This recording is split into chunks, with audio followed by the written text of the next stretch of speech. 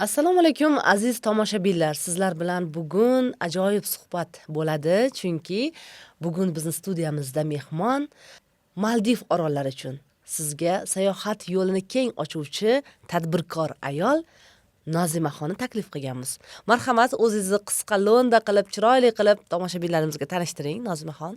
Assalomu alaykum barcha tomoshabinlar. Mani ismim Asrorova Nozima. Maldiv orollarida biz o'zimizni turistik kompaniyamizni ochganmiz. Adras Tours va Sojo Maldives. 6 yil, почти 5 yildan beri faoliyat ko'rsatyapmiz. Bizda B2B va B2C sistema bo'yicha ishlaymiz. Ya'ni B2B degani agentlar biz orqali bron qilishadi va B2C mehmonlar biz orqali bron qilishadi.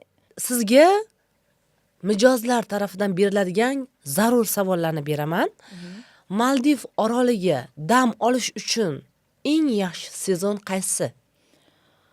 Maldiv orollarida bizda ayni bir fasl yo'q. Bizda 4 fasl bemalol dam olishga boradigan направление desa bo'ladi. Maldiv orollariga 12 oy bemalol hamma dam olsa bo'ladi xohlagan paytda. Demak, havo yoqimli bo'ladi. Necha? Havo bizda hamisha 30-35 daraja harorati bo'ladi. Qishni chillasida ham yozni bemalol his qilishingiz mumkin ekan. Albatta. Xo'p, Maldivda aynan yomg'ir qaysi oyda ko'proq yog'adi? Yomg'ir sezoni oldin bizda mayda bo'lardi. Keyinchalik iyunga ko'chishi boshladi va sekin-asta iyulga, bu yil mana iyulda bir oy dam olgan bo'lsam, u yerda iyul oyi ozgina yomg'irli bo'ldi. Yomg'irli deganda haftalab yomg'ir yog'adi degani emas, yoki kun bo'yi yomg'ir yog'adi degani emas. Chunki Maldivda 2 soat yomg'ir yog'ib, quyosh chiqadi, keyin yana bir soatcha yomg'ir yog'ishi mumkin, yana 2 soat yog'ishi mumkin, yana quyosh chiqadi. Ko'pchilik bulutli havoni yaxshi ko'rishadi, chunki qorayib ketmaymiz degan ma'nodada. Rasmga tushaman deb borgan blogerlarga ozgina qiyinchilik bo'lishi mumkin, lekin 7 kun davomida dam olgan borgan odam bemalol rasmlarga tushib olishi mumkin. Yomg'irli sezon, afsuski bu yerda ko'pgina noto'g'ri informatsiya berishyapti. Yomg'ir sezoni ba'zi birlar iyun, noyabr, ba'zi bir paytda dekabr deyapti. Har bir oyda ham yomg'ir yog'ishi mumkin bizda. Lekin hozirgi paytda klimat o'zgaryaptimi? Bizga hozir iyullarga to'g'ri kelyapti. O'sha Maldiv orollarida qaysi otellar aynan oilaviy borib dam oladigan otellar hisoblanadi? Maldiv orollaridagi 90% otellar oilaviy otellar hisoblanadi. Ma'lum bir mana shu oilaviy otel deb belgilangan bir otel yo'q. Insonlarning o'ziga bog'liq qanday qilib o'tkazish ta'tilini. Agar pozitivni odam bo'lsa, ta'til oxirigacha pozitivni chiroyli o'tadi. Agar bizda budjetni otellarni so'raydigan bo'lsa, budjetni otellar oilaviy ta'tilga mos keladigan bizda Joy degan otel bor, Joy Island Maldives, Digali, hamma o'zbeklar bizda juda ham yaxshi bilishadi. Cocoon. Bu boshlang'ich pyaterkalar. Demak, siz aytdingiz 90% dedingiz, oilaga moslashtirilgan otellar dedingiz. Faqat yoshi kattalar, farzand siz borganda ko'ngildagidek dam olishni xohlaganlar uchun qaysi otellarni tavsiya qilasiz? Maldivda albatta kattalar uchun ham mo'ljallangan otellar bor. Sizga boshlang'ich 5 yulduzli otellar aytadigan bo'lsam, bizda слабая пятерка deyiladi. Endi deylik, слабый emas aytgancha, слабый emas, yaxshi. Bizda kattalarga mo'ljallangan otellar ham albatta mavjud. Bulardan Yuanmi yaxshi pyaterka hisoblanadi. Agar 5-6 yulduzli hisoblaydigan bo'lsak, Milaydo degan otellar bor. U 9+, Yuanmi 18+, Robinson Club bor 18+. Keyin Huraveli degan otellar bor. Baros 8+, juda ham ko'p. Budjetiga qarab biz tanlab bera olamiz. Tushunarli. Xo'p. Ko'p savollar beriladiki, aynan halol musulmonlarga moslashtirilgan otellar, halol otellar deb tushuntiraylik. Mana shu otellar qaysi?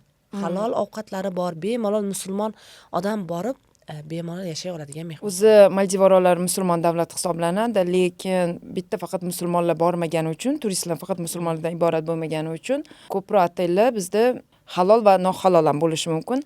Afsuski ko'p halol bookinglarda ham noto'g'ri ma'lumot berilyapti. Maldivda 100% halol otellar o'zi yo'q. Bitta bor, Fiavalu degan otel, o'shanda ya'ni cho'chqa go'shti yo'q, ichkili yo'q. Ichkili ichaman degan odam o'zi o'sha suzib turadigan kater bor. O'sha katerga borib ichib kelishadi. Yana boshqa otellar bor, cho'chqa go'shti ishlatilmaydigan Fushafaro, Dikufaro, Ayada, lekin ularda albatta ichkilik bor. Biz halol deganda nimani tushunamiz? Bizda halol deganda umuman ichkilik ham bo'lmaydigan, cho'chqa go'shti bo'lmaydigan va bikinida, ya'ni Ochiq kiyimda cho'milib bo'lmaydigan otellar biz halol hisoblaymiz, lekin hozir bu narsani 26 yoki 27-yillarda rejalashtirishmoqda butunlay halol otellarni ochishga. Bunda 100% halol bo'ladi, ochiq kiyimli kiyib cho'milib bo'lmaydi, cho'chqa go'shti ishlatilmaydi va alkogol napitklar, ya'ni ichkiliklar bo'lmaydi. O'shanda uni halol otel deb hisoblasak bo'ladi. Bemalol oilaviy borganda ham xohlagandek dam olib bo'ladi. Xo'p, Maldivga 7 kunlik ikkita katta odam masalan va ikkita 12 yoshdan kichkina bola bilan borsa, all inclusive necha pul ketadi? Bizda low season maydan boshlanadi. Low season deganda narxlar ozgina tushadi, chunki masalan Tursiya ochilgan bo'ladi, Yigitlar yaxshi sotilayotgan bo'ladi. Ko'pchilik Tursiyaga borgani uchun arzonroq bo'ladi kontraktda. O'sha paytda borganda narxlar 2+2 ga taxminan all inclusive ga 4 mingdan tepaga ketadi. Yaxshi otel 4 mingdan tepa bo'ladi. Afsuski biz o'zbeklarimiz so'rashadi, eng yaxshi va eng arzon. Dva v одном hech qachon ikkita bittada bo'lgan emas. Hech qachon mana iPhone'ni 17 Pro Max'ni hech qachon borib turib eng yaxshisi deb $500 ga olmaganda, Maldiv orollarida ham eng yaxshisi bo'la olmaydi. Yaxshi borib, keyin ertaga rahmat deydigan otellar o'sha 4 mingdan tepada boshlanadi. Tushunarli. Narxiga munosib deysiz-da. Ularga narxiga yarasha servis ham shunaqa bo'ladi. Xizmat taklif qiladi. Qancha arzonlashsa, shuncha servis, ovqati yomon bo'lib boradi. Shuni ham bekor yomon emas. Shunga qarab kerak, shunga yarasha bo'lishi kerak. Ya'ni qancha arzon bo'lsa, shuncha servisi va ovqati uncha yaxshi bo'lmaydi, kutganidek bo'lmaydi. Maldivda eng kuchli 5 yulduzli mehmonxonalar. Biz uni ultra luxury otel hisoblaymiz. Ya'ni o'zimizda tilda gapirsa 7 yulduzli otel desak ham bo'ladi. Juda ham ko'p. Biz asosan shunaqa otellarni sotamiz, to'g'risini aytaman. Bu yildan boshladik 5 yulduzli otellarni sotishni. Bizda asosan shu yaxshi sotiladigan otellar. Ritz-Carlton, Patina, Alila Cotifaro, Amila, Finalu, Conrad, Waldorf Astoria, Four Seasons, sanasa hozir juda ham ko'p. Milaido kattalar uchun bo'lgan otel, Nautilus, juda ham ko'p. Bizda o'sha luxury segment, JW Marriott, bizda ikkita otel bor, JW Marriott, asosan shu ikkalasini sotamiz. Xo'p, qarang, dunyoni eng qimmat va eng go'zal dam olish maskani bu Maldiv orollari, to'g'rimi? Mana shu Maldiv orollarini dunyoni yana qaysi davlatdagi, demak, dam olish maskanlari yoki shunaqangi davlat bilan taqqoslasa bo'ladi?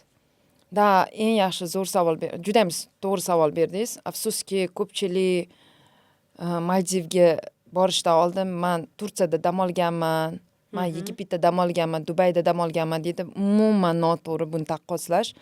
Maldiv orollari bilan taqqoslash bunga bo'lish mumkin bo'lgan направление, nima deydi, mamlakat deymi? Bu mumkin bo'lgan davlatlar bu Bora Bora. Tinch okeanida o'sha French Polineziyada joylashgan. Mavrikini ham hamma otellari bo'lmaydi. Ularda privatnost yo'q. Ya'ni privatnost deganda, masalan, Maldivda o'zingiz villangizdan chiqqaningizdan keyin o'zingizni shaxsiy territoriyangiz bo'ladi. O'sha territoriyada o'zingiz cho'milib, o'zingizga o'sha okeanga kirish nimasi bo'ladi-da. Qulayligi bo'ladi. Mavrikida ham hamma otellar undaqa emas. Bitta orol, bitta otel emas. Mavrikida ham Seychell, solishtirsa bo'lsa, Seychellda ham hammasini ayta olmaymiz shunaqa deb. Uchta davlat solishtirsa bo'ladi. Endi boshqalari sal qiyin. Boshqa hecham Turkiyani yoki Dubayni, Yegiptlarni umuman betga Umuman boshqa dunyo umuman deydi. boshqa. Vyetnamlar ham yaqin kelmaydi, Tailand ham umuman kelmaydi. Inobatga olib qo'yamiz. Bejizga shu Maldiv orollari deyilmaydi. Nima uchun aynan mana shu Maldiv orollarini, otellari, umuman tur paketlari nima uchun qimmat?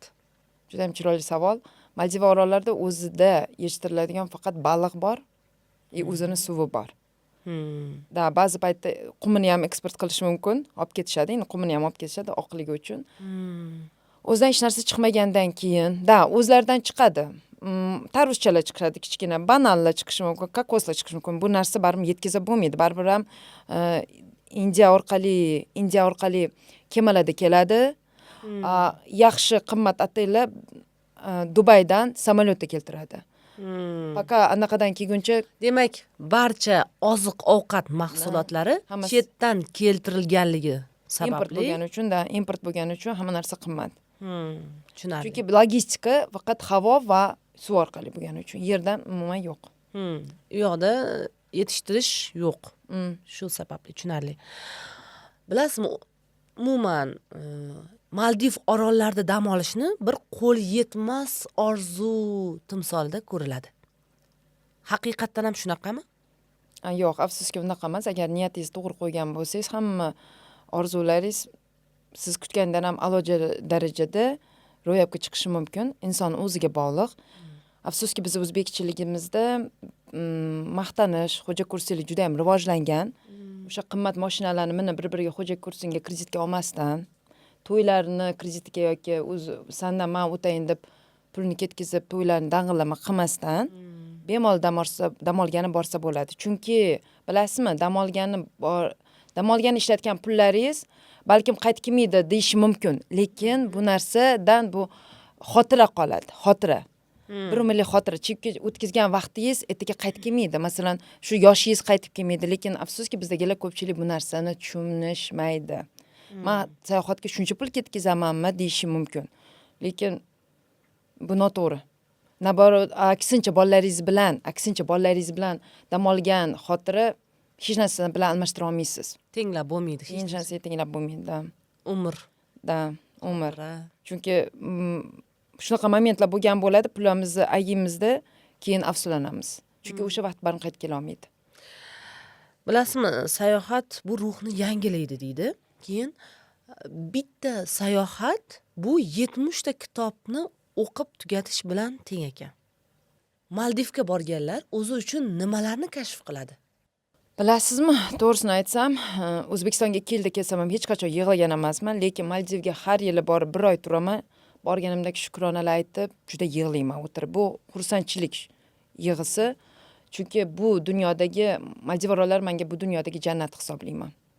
Mana ota-onamni olib borganimda ham ota-onam aytishdi, "Sen to'g'ri aytgan ekansan. Bu Alloh shunchalik chiroyli ne'mati bor ekan, shularni ko'rish nasib etdi" deb aytishyapti. Chunki shunaqa chiroyli, qimmat joyda har yili borib, 1 yilda 2 marta yoki даже 1 oylab turib kelish hammani ham kuch emas aslida. Lekin men qizim bilan har yil borganimda qizimga aytaman, "Qizim, tahorat qil." Namozdan, bomdoddan keyin aytaman, o'tiramiz suv bo'yida o'tirib, Allohga shukronalar aytgin. Senga bundan-da ko'proq bersin deb shukronalar aytgin deb aytaman. To'g'risi, men borganimda albatta yig'layman. O'zi keladi bu yig'i. Shukrona yig'isi. Shukrona yig'isi o'zi keladi. O'sha bu dunyodagi eng go'zal manzarani, tabiatni, Allohning mo'jizasini ko'zingiz bilan ko'rganingizda albatta shukrona keladi demak. Juda ham. Tabiatdan juda ham jo'shqin, tabiatdan juda ham sokin inson ham Maldivga borgandan keyin agar tabiat bilan gaplasha bilsa, suvni ovozini, shabadalarni, baliqlarning sakrashlarini biladi. Maldivdagi ko'rgan o'sha tiniq suv, baliqlarning yurishi, oppoq oppoq qum, Oyog'ingiz botish. oyog'ingiz botganda dabar boshqacha. Kunduzi o'sha rasmlarda ko'rganingizdek osmon havo rang deydimi? Havo rang bo'ladi. Suv zangor sifat deydimi, nima deydi? Birzovi svet bo'ladi. Qum oq. Alloh shunchalik chiroyli qilib yaratganki, buni xuddi rasmlarda chizgandek. Borganingizda o'zingizni ko'zingiz bilan bu narsani ko'rish umuman boshqacha bir baxt. Kechga yaqin quyosh botayotganda qum sal sarg'ayishni boshlaydi. O'zgaradi. Quyoshni botishi ham bir tomosha qilish o'zgacha, juda ham boshqacha. Har xil ranglarni ko'rishingiz mumkin. Ufqda. Ertalab quyosh chiqqandagi ko'rganingiz ranglarni ko'rganingizdagi bu boshqacha. Bularni ko'rish o'zi bir katta baxt. Cho'milgan chiqqaningizda уже baliqlarni oldingizda yurishi. Maldivda shunisi yaxshiki, hech qanaqa bir nimalar yo'q. Chaqadigan hech narsa yo'q. Shuni bemalol tushishingiz mumkin. Bemalol yoningizda baliqlar yuradi. Snorkeling qiladigan nimangizni, maskangizni kiyib cho'milsangiz, baliqlarning yoningizda qancha yurganini ko'rishingiz mumkin. Cho'milayotganingizda balkim katta baliqlar yurgan bo'lishi mumkin. Atak snorkeling nimasini kiyib ko'rganingizda umuman boshqacha bir tabiat. Ayniqsa snorkeling qilganingizda suv hayvonlarini, mana baliqlarning tagida ko'rasiz, umuman boshqacha. Ayniqsa bo'lgan shunaqa holatlar bo'lgan ekan. Birinchi marta hayotida tomosha qilib, xitoylik bitta kishi o'lib qolgan ekan. Bu shunchalik Alloh yaratgan bir go'zalligini ko'rib, nima deydi? Xursandchiligidan o'lib qolganlar ham bo'lish. Mana birinchi marta snorkeling qilib, suv tagidagi chiroyli bir nimalarni, hayvonotni ko'rganimda haqiqatda yomon hayajonlanganman. Subhanalloh deganman. Bir boshqacha har xil baliqlarning turini ko'rish Allohning mo'jizasi. Allohning mo'jizasi. Ko'z bilan. Yana ham boshqacha.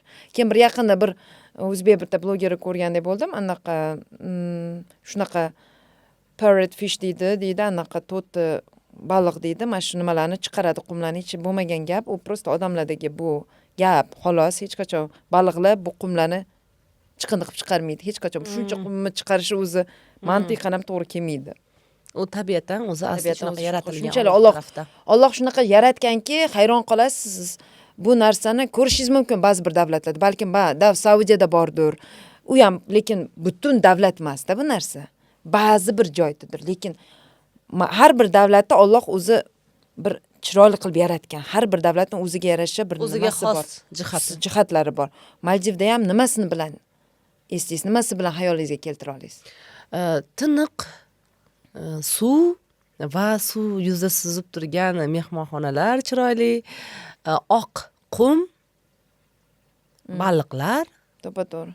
O'zi Maldiva shuni olib tasavvur etishadi. Mana ko'p mehmonlar aytadi, men internetda ko'rgan rasmim haqiqatda ham shunaqa ekan. Men uni bunchalik bo'ladi deb o'ylamagandim deb aytdi hamda. U ba'zi bir paytda ko'rishingiz mumkin, ba'zi bir joylarga borganingizda videolarda boshqacha, borganingizda umuman kutganingizni olmaysiz. Lekin siz YouTube'larda ko'rgan yoki Google'larda mana shu fotolarni, internetda ko'rgan fotolaringiz, videolaringiz borganingizda kutganingizdan ham a'lo darajada bo'ladi. O'shanga Maldivaga yana qaytgisi kelaveradi. Mana shu tabiat go'zalligi, shu qumlar, shu suvlar yana qayta chaqiraveradi. Chorlaydi. U yerdan topgan halovatingiz, boshqa yerda topolmaysiz. Energiyangiz. Har bir davlat o'ziga yarasha, lekin Maldivchalik yana qaytgisi kelavermaydi. O'sha yerda ko'p mijozlar bilan ishlaysiz-da birga. Turli davlatdagi insonlar bilan, millatlar bilan o'zini dam olishga munosib biladigan, sayohatni qadriga yetadigan davlat vakillari yoki millat qaysi sizningcha? Asosan SNG davlatdan kelgan insonlar, odamlar va turistlar 7 kundan 14 kungacha dam olishadi. Germaniyaliklar ham 7 kun dam olishadi ko'proq. Xitoyliklar bitta joyda hech qachon tura olmaydi. Xitoyliklar har bir otelda 3 kechadan turadi. Hindlar juda ham ko'p kelishadi. Hindlar ham mana shu 4 kecha kelgan bo'lsa ham 2 kecha suvda yashaydi, 2 kecha yerda yashashadi.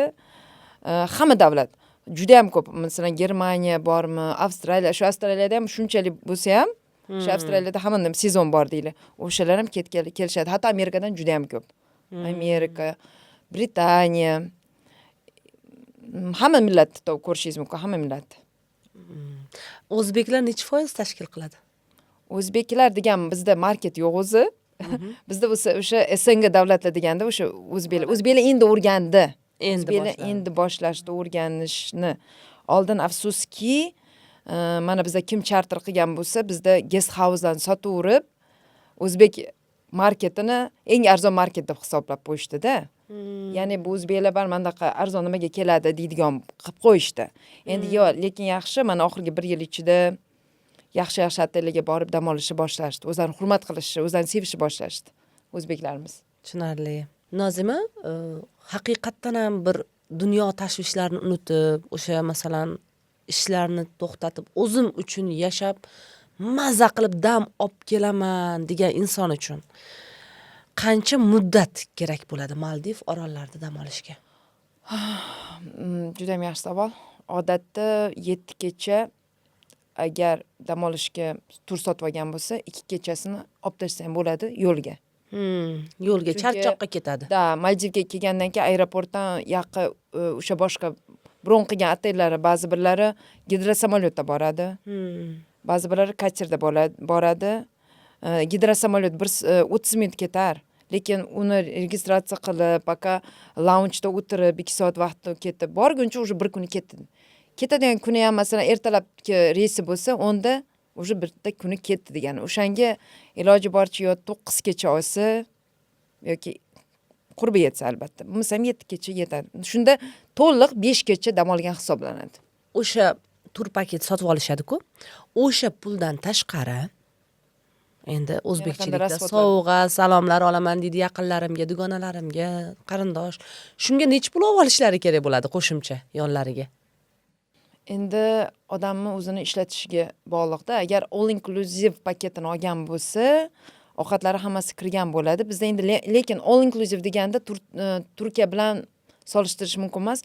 Bizda all inclusive degani ovqat paytida ichimliklar berishadi-yu, masalan, soft drinks deganda kola, choy, o'shalar kirgan bo'ladi.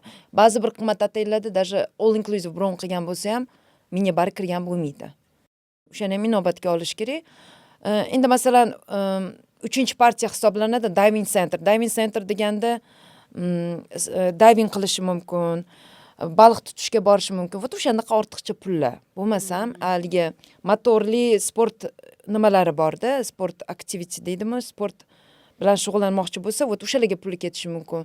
Sovg'a deganda bizda sovg'a olish juda qimmat, yoqdi.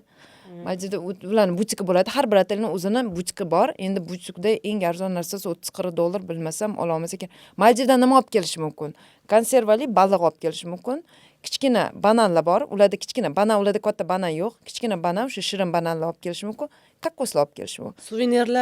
Suvenirlarni eng yaxshisi olish mumkin. Butikda, otelda qimmati, suvenirlarni o'sha aeroportda olgan arzonroq tushadi. И необычный boshqacha noyob anaqalarni o'sha yerda topsa bo'ladi suvenirlarni. Eng arzoni hisoblasa bo'ladi 5-6 yevrodan. Ya'ni kalitga osadigan briloklarni aytyapman. Boshqasi o'sha qimmat. Demak, sizga Maldivdan tanishingiz suvenir yoki esdalikka sovg'a olib kelgan bo'lsa, siz juda ham qadrli insonsiz u inson uchun. Shunaqa deb hisoblasa bo'lar ekan. Nozima, sizga mijozlarimiz tarafidan bitta savol beraman. Sizni tur agentstvingiz boshqa tur agentstvalardan ko'ra afzal jihatlari mijozlar uchun qanday? Nimalarda? Biz o'sha Maldiv orollarida joylashganimiz birinchi plus tomoni 25 soat, 24 soat emas, 25 soat onlaynmiz. Ana. Endi O'zbekiston orqali bron qilishsa bemalol qilishaveradi. Endi ular baqa tur operatoriga chiqquncha, boshqasi chiqquncha biz bilan srazu bog'lanadi. Nima muammo bo'lsa, kechqurun ham, kunduzi ham hamisha aloqadamiz. Shu afzallik tomoni, eng birinchi plus tomoni. Lekin bizda narx ozgina qimmat bo'lishi mumkin. Biz charter bilan shug'ullanmaymiz. Biz individualniy tur qilamiz. Ya'ni har bir inson biz uchun baribir VIP hisoblanadi. O'zi Maldivda har bir kelgan turist уже VIP. Hech qachon masalan, mana nima VIP mehmonim deyishi mumkin agentlarimiz. Lekin Maldivda har bir mehmon ular uchun VIP hisoblanadi. VIP deganda har bir kelgan mehmon o'zi VIP hisoblanadi. Ya'ni tushunishim bo'yicha alohida xizmat ko'rsatiladi, alohida kutib olinadi, maxsus xizmatlar faqat o'sha inson uchun, o'sha mehmon uchun ko'rsatiladi. Har bir mehmon biz uchun VIP hisoblanadi. Alohida xizmat ko'rsatilishi kerak bo'lgan mijoz hisoblanadi. Tushunarli. Bir noodatiy savol beraman. Qiziqarli bo'lishi ham mumkin bu. Xo'p, Maldivda nimadan qo'rqish mumkin? Masalan, bir xilgilarda qo'rquv bo'ladida. Masalan, u yerda masalan qaysi jihatidan qo'rqish mumkin? Qo'rqadigan narsa bormi o'zi? Yo'q, Maldivdan hech ham qo'rqmaganman. Qo'rqish mumkin. Yomg'ir yoqqanda, suvli villada turgan bo'lsa, suv urilishi mumkin villasiga. Yoki kechqurun uxlab yotganda bagilar yurishi mumkin. Bagi deganda o'sha mashinchalar bor-da. Haligi mehmonlarni tashib yuradigan. O'shanda yurganda ta qilish uxlab yotgan joyda o'sha uyg'onib ketish mumkin. Bizda bo'lgan shunaqa mehmon 9:30da o'zi agent, o'zi sotadi, o'zi kelgan er-xotin yomg'ir bo'lgan o'sha kuni, keyin qo'rqqanidan 9:30da kechqurun menga zvonit etyapti. Nozima, menga tezroq meni boshqa nimaga o'tkiz, suvlida yasholmayman. Bo'lmasa suvli villa qimmat hisoblanadi. Voy, meni bu yerdan ko'chir. Yomon his qilyapman, ko'nglim aziyapti, qo'rqyapman. Ichiga yomg'ir yoqqanda qo'rqqan. Endi yoshi 50 dan oshgan. O'shanga keyin o'sha kechqurun o'sha 9:30da уже hamma joy trevoga qilib, otelda hammasi уже tayyorlab, yerli, ya'ni beach villaga o'tkazdik. Sohil villa. Rahmat, Nozima, mana shunday ekstra menga anaqa xizmat ko'rsatdingda, biroz xursand bo'ldilar. Endi vodniy kategoriyada ham hamma ham yashavermaydi-da. Demak, o'sha mashinalar, o'sha kemalar deyiladi. Yo'q, mashina emas. Masalan, vodniy kategoriya villalar manda bo'lgan bo'lsa, mashinalar yuradi, tashiyagani. O'sha bagi yurganda taxt bo'lishi mumkin. Chunki yog'och yo'lakda yurganda taqillarkan, unda demak xavfli narsa emas. Agar dam olishga borib qolsangiz, bu haqida hech kim aytmasam, to'satdan kechasi shunaqa taqillab qolsa, qo'rqinchli narsa emas. Shu suvdan qo'rqish mumkin. Hali suv parisi bormi, endi kimdirlar yaxshi o'qitadi-da. Biz bilmaymiz. Biz endi qizim bilan vodniy kategoriyani yaxshi ko'ramiz, chunki xolaga paytda suvga ham tushib yuraverasan-da. Demak, qo'rqinchli bir hasharotlar, yo'q. hayvonlar yo'q. Yo'q, unaqa narsa yo'q. Yo'q, hammasi yaxshi. Qarang, agentligingizni nomi Adrastur, Bu o'zbekcha, O'zbekistondaginisi-da. O'zbekchasi va keyingisi inglizcha Sojon Maldives. Sojon Ya'ni Maldives. ikkita kompaniya birga hamkorlikda ishlaysizlar. Hamkorlikda qilganmiz, chunki men ayol kishi bo'lib turib, bu yerda O'zbekistonda registratsiya qilganim bilan yadi o'shani yana qayta registratsiya qilishim uchun, meni nomimda bo'lishi uchun kompaniya, men turmushga chiqishim kerak edi. O'sha yerdagi Maldivsga. Shunga men aytdim, yo'q, keragi yo'q dedim. Men undan ko'ra o'rtog'im bilan birga shu ikkita kompaniyani bir qilib, Adrastors va Sojon Maldives deb nomlaganmiz. Nomlarini izohlab bering.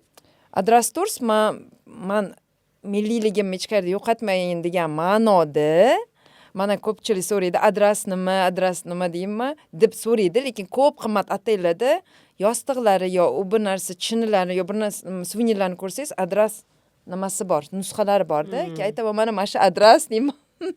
Aytaman, sizlar bizga ko'chirgansizlar deymanda, keyin ha deyshadi. O'sha o'zim xohlagan, o'sha milliylikni saqlab qolgan holatda adras deb nom qo'yganmiz.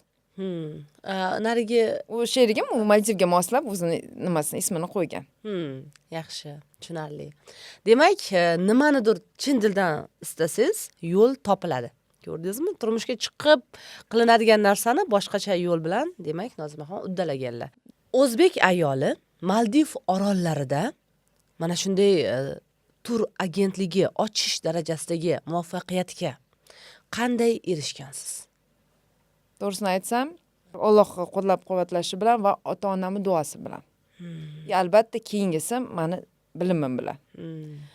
Bitta til bilsangiz zo'r til bilarkansiz degan til bilish bilan hech narsa bo'lmaydi. Til emas, muomala bo'lish kerak va haqiqiy insoniy xarakterli inson bo'lish kerak. Insoniy, samimiylik bo'lish kerak. Ishingizni yaxshi ko'rgan bo'lishingiz kerak. Farqi yo'q, qancha sizga oylik to'layapti, birinchi o'rinda ishingizni yaxshi ko'rsangiz, bu hayotda hamma nimaga xohlaganingizga erishishingiz mumkin. Agar ishingizni yoqtirmay qilsangiz, hech narsaga erishmaysiz. Birinchi o'rinda meni kasbimni sevganim ham bo'lgan. Ota-onam albatta duosi bor. Duosi bo'lmasa, men hech narsaga erisha olmasdim. Birinchi shu yoqqa ketishingizdagi hayajon, qo'rquv, istak sizda qaysi biri ko'proq bo'lgan? Hayajon, Yo'q, hayajon ham bo'lmagan, Qo'rquv? aksincha o'sha o'sha mamlakatda tezroq o'rganish bo'lgan. istak, Da, Xohish. istak bo'lgan. demak xohish. Albatta oson bo'lmagan. Borganimdan keyin men ungacha ancha davlatda yashagan inson edim, lekin borganimdan keyin yana baribir ham endi katta kompaniya sizni menejer pozitsiyasiga chiqarib qo'ygan. Bu sohada ozgina ishlagansiz xolos. Sizga shunchalik ishonib berib qo'yishgandan keyin buni oqlashi o'zi bo'lmaydi. Orqaga bundoq qaraysiz, qayta olmaysiz. Qaytish yo'q, chunki qaytib kelib hech narsaga erishmay qaytib kelsangiz o'zingiz yurtingizga, bolangizni oldida ham, ota-onangizni oldida ham uyalib qolasiz. Shunga faqat olg'a nima qiyinchilik bo'lsa ham olg'a deb o'zingizga o'zingiz motivatsiya berib harakat qilaverasiz. Albatta bu darajaga erishish o'zi oson bo'lmagan. Hech kim sizga Maldivda primoy kontraktlarni, ya'ni sizga shartnomalarni, ataylan shartnomasini prosta tak berib qo'ymaydi. Buning uchun ularni ishonchiga kirgan bo'lishingiz kerak, chunki men u yerda boshqa kompaniyada ishlaganman-da. Qattiq ishlaganim uchun ham, meni qanchalik ishlaganimni ko'rishgani uchun men 14 soat, 15 soatlab ishlaganman. Agar bir sutkam 24 soat bo'lsa, 14-15 soat qanchalik ishlash faraz qilyapsizmi? 2-3 turgacha ertalabga. Qattiq ishlaganim uchun ham mehnat, sabr.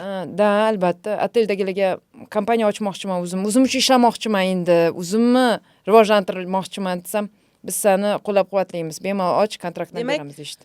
Boshida mana shu sohada boshqalarning qo'lida ishlagansiz. Da, Mustaqil o'zingiz kompaniya ochgunga qadar, Da, agentur ochgunga qadar. Kompaniyamiz Siz malakangizni oshirib, har taraflama o'rganib, keyin ochgansiz. Umuman shu Maldivga tashrifingiz, birinchi ish bilan borganingizga necha yil bo'ldi? 2019-yilda borgan ekanman. 2019-yil. Shunda necha yil? 6 yil oldin bo'lyaptimi? 7 yil 7 bo'ladi. yil oldimi? Ha, 7 yil oldin ekan. Tushunarli. Lekin bu bundoq olib qaraganda juda ham tezlikda, qisqa vaqtda Da. aynan o'z faoliyatingiz. Odamni o'ziga bog'liq. Bizda shunchalik insonlar bor edi, 15 yillab shu sohada ishlayapti, o'sha bitta pozitsiyada 9 yillab ishlayapti, lekin hech narsaga erishmagan. Odam o'ziga bog'liq. Men borishim bilan 2 oy, mayli 2 oy men adaptirovat etganim, unga moslashishimga 2 oy ketgan bo'lsa, 2 oydan keyin o'sha Maldiv mamda sotadigan bo'lganman. Men ishonchga kirganman. Ko'rishyapti. Keyin meni shunaqa nimalarim bo'lgan. Ukrainadan, Rossiyadan kollegalarim bo'lgan, boshqa davlatdan ham albatta. Ikkinchi yana bitta o'zbek kelsa, biz boshqa yerda ishlamaymiz deyishgan. Chunki ular 9 yillab ishlayapti-da. Ularni bunchalik tanishmaydi. Men уже keldim, 1 yil bo'lmayapti, уже hamma meni taniydi, kontraktlar ham, shartnomalar meni nomimga kelyapti. Tushunarli. Da, betdachi juda ham qattiq ishlaganingizdan sizni hurmat qilishadi. Hech qachon siz boshqa yo'l yo'q. Faqat juda ham mehnat. Faqat zo'r ishlab, zo'r nima qilganingizdan keyin hamma sizga ishonchingiz bo'ladi. Shunaqa momentlar ham bo'lgan. Men Koreyada yashaganman oldin, shu koreschani yaxshilayotganimda, o'rganayotganimda menga shunaqa aytishgan, "Oldin ruschangni yaxshilab ol" deb meni ustimdan kulgan, inglizcha gapirib. Inglizcha gapiradigan kollegalarim oldida o'zimni yerga urish uchun. Keyin men ham ularga aytganman, "O'sha inglizcham, agar ruscham senga qiyin bo'layotgan bo'lsa, seni hech kim majburlamayapti. Ruscham senga qiyin bo'layotgan bo'lsa, men bilan inglizcha gapiraver. O'shaning uchun ruscham yomon bo'lgani uchun sen bilan 6 yil ishlagan agentlar men bilan ishlayapti ekanda" degan paytda men bo'lgan. O'shanga nima desam bo'ladi? Betdachi o'zi haqqingizni. Da, begona yurtga borganingizdan keyin sizga hech kim orqangizda turib bermaydi. Sizni o'sha ilmingiz, sizni o'sha jasurligingiz deydimi, sabringiz, matonatingiz juda katta rol o'ynaydi. Qat'iyat. Shuncha odam ichidan yorib chiqib O'shanda oson emas. Da, chiqish biza bo'lmaydi. Qancha yig'i-sig'i bo'lgan albatta, qancha ishdan bo'shagimiz kelgan. Da, bitta kompaniya sizga qarshi bo'lib qolishi mumkin, masalan, shunaqa momentlar bo'lgan, o'zim oqla olmaydigan vaqtlar ham bo'lgan, vaziyatlar bo'lgan. Hamma kompaniya sizga qarshi, bitta o'zingiz.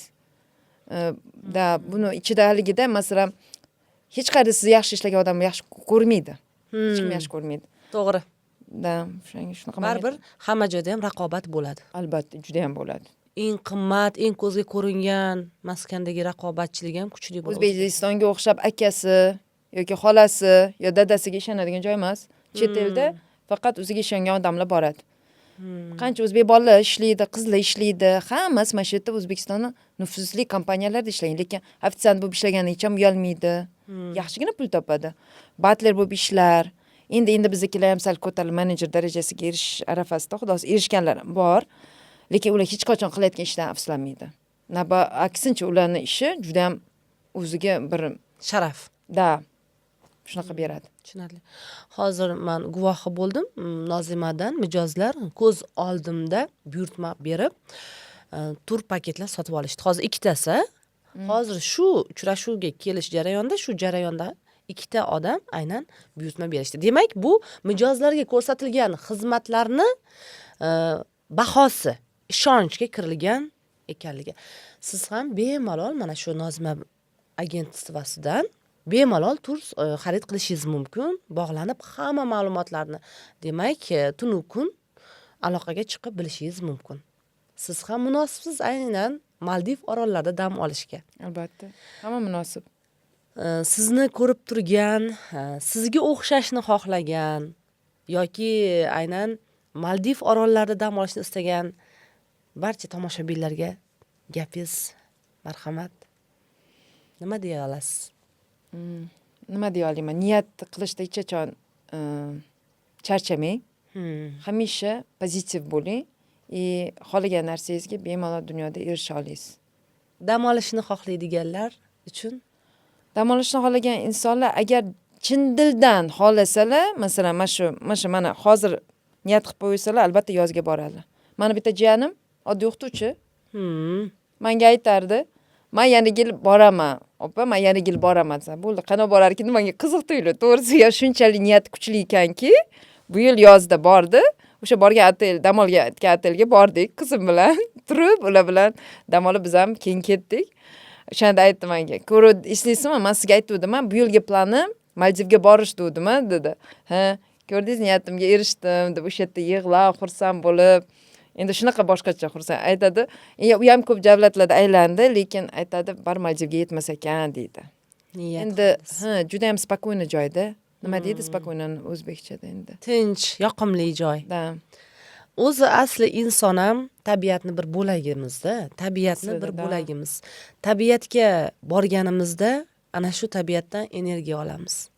Bugungi kunda insonlar nafaqat munosabatda, balki atrof muhitda har jihatda sun'iylik ko'payib ketgan. Tabiiylik yo'qolib ketgan.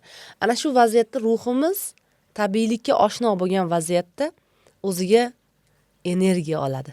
Kuch oladi, quvvat oladi. Balki siz o'sha Maldivdagi go'zal manzaralar sizni qayta chorlayverar. Qayta o'zigini bag'riga tortib, o'zidan kuch berar. O'sha tabiat sizga mana shunday shiddatni, istakni, shijoatni berar. Nima deb o'ylaysiz? To'g'ri, agar tabiat bilan gaplasha biladigan inson bo'lsa, Maldiv orollaridan qaytib kelgandan keyin ham, uxlaganda ham, yurganda ham suv ovozini eshitib turadi. Shu darajada uyg'unlashib tabiatni his qiladi. Afsuski, ba'zi bir turistlar menga o'yin kulgi, har kun diskoteka bo'ladigan otel kerak desa, men hayron bo'laman.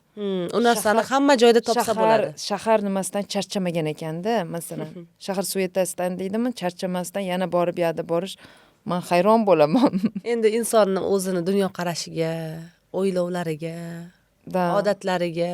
Albatta har bir otelda bo'ladi, o'ziga yarasha diskoteka bo'lmasa ham har kuni masalan DJ yoki muzika nimalarda, saksofonlarda yoki pianinoda chalib chiroyli nimalar bo'lishi mumkin, lekin har kun diskotechani juda endi nima qilmas demaydi, unchalik emas. Demak, har biringiz munosibsiz. Mana shunday go'zal dunyoni jannatiga, dunyodagi jannatga qiyosiy bo'lgan Maldiv orollarida dam olishga. Bizni ko'rib turgan har bir inson albatta bir martaga bo'lsa ham Maldivga borishni tilaymiz. So'nggi so'zni sizga beraman. Maldiv orollarida dam olishni niyat qilgan bo'lsangiz, albatta sizga bu niyatlaringizni ro'yobga chiqarishga yordam beramiz. Bemalol biz bilan bog'lanishingiz mumkin. Tashrifingiz uchun rahmat. Sizni ko'rganimdan juda ham xursandman. Maldiv nafasini his qilgandek bo'ldim. Rahmat. Va albatta mana shunday ayollar ko'paysin, siz kabi yutuqqa erishgan yoshlar ko'paysin. Rahmat tashrifingiz uchun. Rahmat.